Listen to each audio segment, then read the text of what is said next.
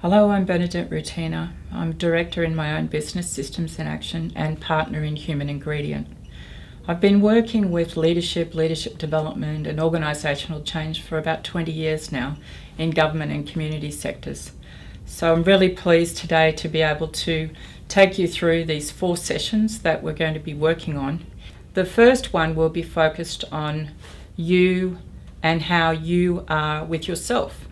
It will cover things like you really reflecting on yourself, how you think, how you feel, what it means for you to be in a time of change. The second session will be building on that, touching on some of the work on the brain, and also looking at what happens to our communication in times of change and how we are going to engage with other people. Our third session is more of a focus on groups and teams, some processes to use there, and touching on some leadership models such as transformational leadership and adaptive leadership. The final session is you getting an understanding of what processes you might use as you're undertaking change in your organisation, looking at the bigger picture as well as using some excellent ways of working with people in small and large groups. All right, we will get started with the first one. And you'll see in the first slide that the way that we've structured this is you looking at yourself, leadership through inner mastery. When you have inner mastery, this actually means that your capacity to be in touch with yourself, to understand and know things like how you learn, your personality, how you are triggered by different events, how you get concerned when things don't happen the way you want them to, what you do with that, how you look after yourself, how you engage with others.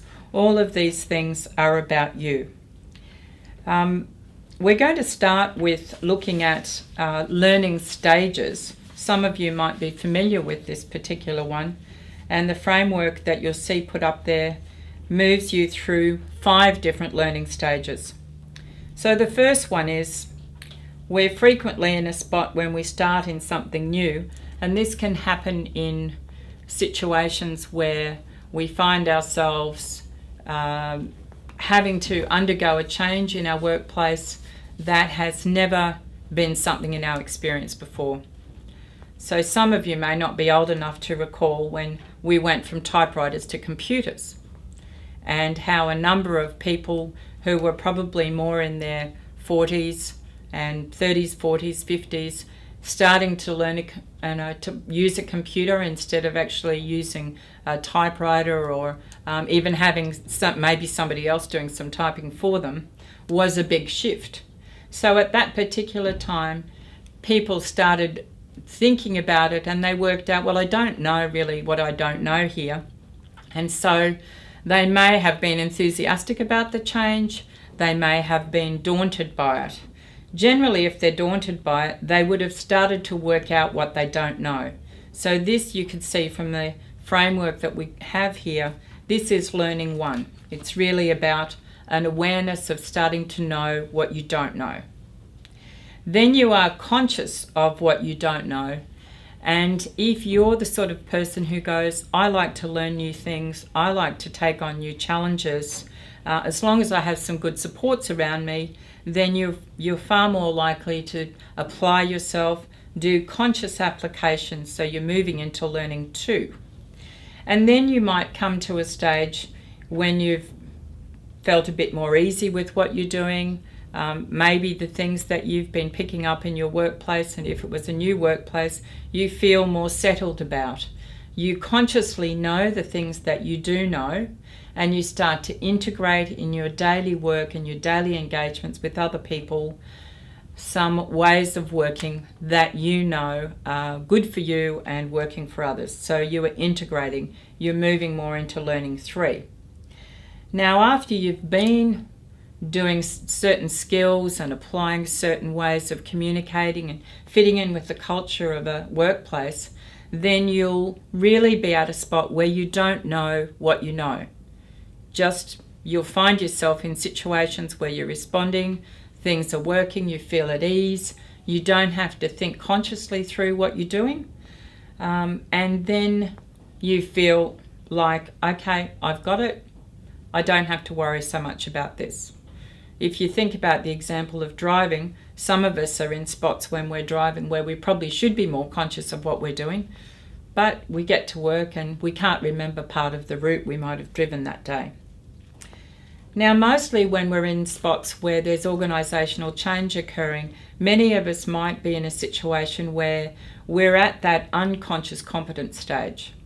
We're not conscious of always doing what we're doing because we know it, it's comfortable to us, and we're applying things. And then something new comes in, it creates anxiety. So you can see on the diagram there, anxiety is learning 5. We're moving from we don't know what we know to suddenly we realise we don't know a number of things. Now, some of the work by Edgar Schein and Chris Argyris would indicate that people who are very competent and people who are frequently in professional roles where they have a strong professional identity build their knowledge and skills in those areas, and then suddenly something changes and it's almost a bigger challenge for them to learn something new because they pride themselves on that professional identity. And when the shifts and changes occur, it's almost harder. And many of you who are familiar with the work on the brain would know that our brain likes to create certainty. We'll touch a bit more on that later. You'll find in the workbook that there's a little exercise to do with this that you can take up and do with your staff. So it's a good opportunity to start using these, especially in times of change in your organisation. Recognising what is going on for us as we are in the middle of change is a crucial skill for us as leaders and managers in organisations. There are a number of different schools of thought around the area of mindfulness, and many of you might have read something about this or even done some courses on it. The main thing that we're really wanting people to focus on in the area of mindfulness is the ability to be alive to the present reality. So if we are able to focus on what's happening in ourselves, what's happening for others, and the broader context, and keep our conscious focus alive and stay aware of what's going on rather than being caught up in things that might be causing us worry or anxiety or distraction, then we have far more capacity to work with people, to change direction, to influence, to build relationships. So you can see here a number of different definitions. Paying attention in a particular way on purpose in the present moment and non-judgmentally. This is another description of mindfulness. A couple more. It's a state of psychological freedom that occurs when attention remains quiet and limber without attachment to any particular point of view. You would see that if you were in a discussion with others where people were trying to develop new ideas about what to do, maybe looking at ways of improving services or saving money, that if you're not attached to a particular point of view, it will give you that opportunity to be far more flexible in your thinking and also to tune into where others are at. Bringing your complete attention to the present experience on a moment-by-moment basis. Now, you know that this is a challenge for all of us at different times. Many of you might find that when you go home, your head's busy from your day, and you might have children or partners, family members having conversations with you, and you might be nodding and listening, and partly you're listening and partly you're distracted. Nothing wrong with these things. Useful for us as individuals to know when it's happening, to be able to really identify.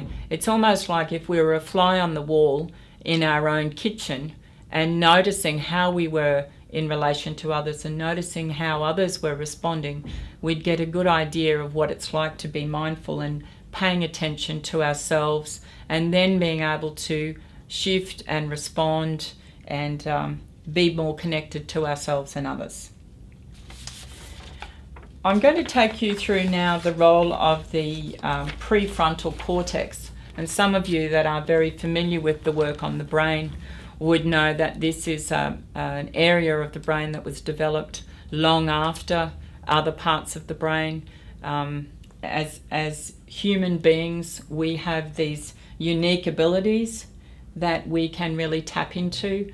The work of Daniel Siegel is very useful. His books, Mindful Brain, Mind Sight, would give you a good idea really about how this area of the brain works. His background in pediatrics and also in psychiatry and doing brain imaging means that he's able to test over time really how the brain is shifting and changing when people are focused on being mindful, building their skills in those areas, staying aware to themselves and feeling fully what's alive and happening for them in their everyday life. You can see on the slide here that there are 9 different parts of the prefrontal cortex. I'll take you through them quickly, but you have some reading material there in front of you, so you have a chance to really have a look at what does this mean and what does it mean for you in your everyday life. So the prefrontal cortex is about our body regulation. So it looks after our autonomic nervous system, our breathing, our heart rate, and our digestion. Now we do know that over time these can be influenced. We can slow our breathing down, we can slow our heart rate down, and this assists us to remain calm. Hand in hand with that, the prefrontal cortex quells the fear response in us. If we know that we have the ability to do this, one of the key things in terms of organisational change and even giving bad news in a workplace or in our home is to have good supports in place. There's been a lot of studies in this area that if you have good supports in place prior to bad news being received, that it will assist the person to feel calm and comforted. Now, good supports has to be a good support that belongs to that person. So it's not just any support, it's one that that person or those people will feel more at ease with. Another part of our prefrontal cortex, it enables us to regulate our emotions, because every emotion has a physiological response. So our body contracts in anger, we can feel overwhelmed in distress and sadness, and our body we might look as if we're withdrawing. We feel energetic often when we're happy. So emotions move through our body and then out again. One of the key things here is for us as individuals to identify when we're in situations where we feel challenged, where we feel stressed, where we feel maybe angry, to take a moment to notice what's going on, to regulate our breathing, to allow ourselves to feel what's happening, to make sense of it, not to blame others, but to know that this is what's going on, to feel the emotion and let it go. A large percentage of our population, especially in the Western world, we tend to hold on to our emotions at times. We may have been raised to be told to keep certain things down, and so they become stuck. And this means that we don't have the flexibility and the freedom to do and say the things in a good way with ourselves and others. The next one is attunement, and it's different to empathy in that this is the felt sense of another person's experience.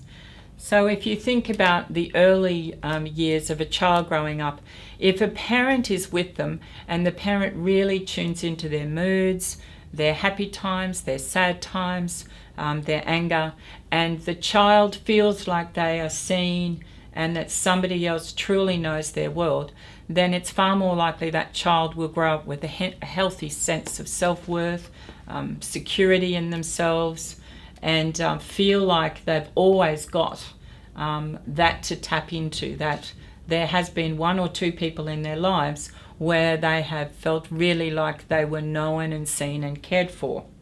We can still do this in later lives with people. As you know, up to 25 years of age, the prefrontal cortex is still growing and shifting and changing. So that means we've got many years to embed this one, but we also know that even if it hasn't happened so well when we're younger, we have people that are close to us as adults that we can start to shift and change the wiring in our brain on this one. Empathy is the next one, and it's the integration of a range of signals from our body, including our emotions.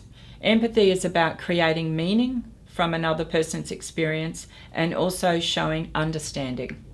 So it's an extra piece. If you're attuned to someone, you probably have a better capacity to be empathic with them as well. Now the next one, response flexibility. This is really referring to that bringing together of the regulation of our nervous system, the quelling, the fear, the regulation of our emotions, because it is the capacity to stop, to hold an experience, to regulate our body response and our emotions, and then choose to act. The more flexible we can be, the better we are able to manage things that change in our daily world. If you think about the acronym SOBER, stop, observe, breathe, expand your perspective and respond wisely, this is a useful one to keep in your mind. Now the seventh function of the prefrontal cortex is called insight. And this is a term we use in our everyday language. In this way, when we're describing the brain, it really is about us as human beings knowing what it's like to be a human. Expanding our perspective to take in what it's like for other people and how they're responding, creating a meaningful and realistic narrative about our own life experience and the life experience of others. The eighth area that the prefrontal cortex looks after is our intuition. And like many of you would describe, this is about our gut feeling. This is about knowing what's right or wrong for us. And it does have a physical component because quite often we will get a gut reaction to something that tells us it's right, go ahead, or tells us it's wrong. Useful to tap into that and to know what that's like for us. And also, in times of change, asking other people about what their gut feeling is telling them. Just get to know with intuition. Sometimes people will get what they describe as a gut feeling and it's based on fear. This is not about intuition. This is more around a fear response. So getting people to describe what's going on for them is a good way for you to discern what the differences are there. The last one is morality. Now this isn't about morality in the general sense of morality that we might use in our everyday language.